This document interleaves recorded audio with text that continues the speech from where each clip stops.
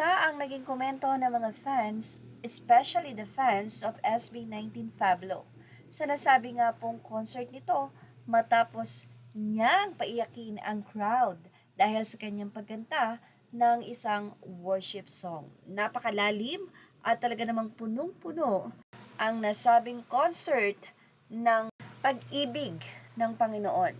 Ito'y matapos nga pong tila magets ng mga fans ang ibig sabihin ng concert ni Pablo na The Middle.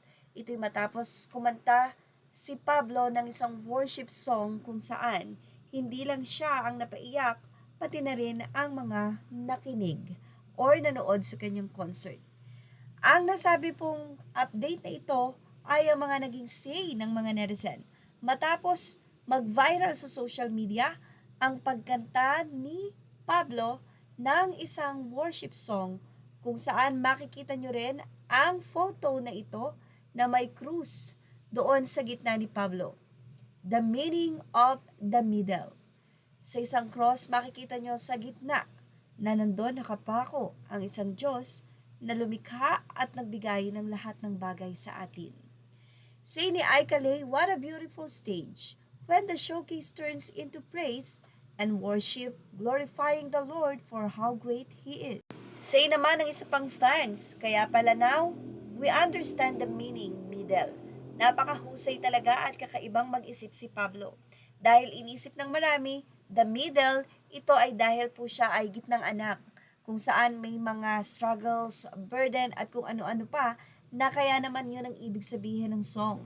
Ngayon, nakita natin na ang ibig sabihin ng kantang ito ay the middle, kung saan binuo ni Pablo ang concert upang sa lahat ng panahon na kanilang ginugol ay mabigyang papuri ang isang Diyos na nagbigay ng buhay, ang isang Diyos na nagbigay ng talento at ang isang Diyos na dapat papurihan at parangalan sa lahat.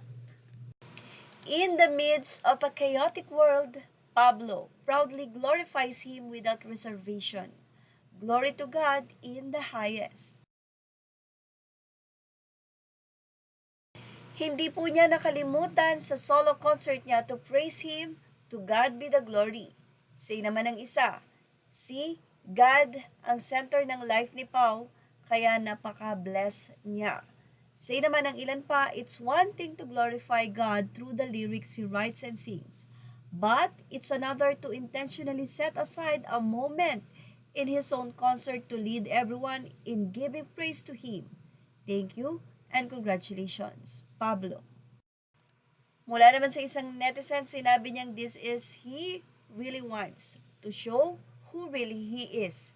To God be all the glory.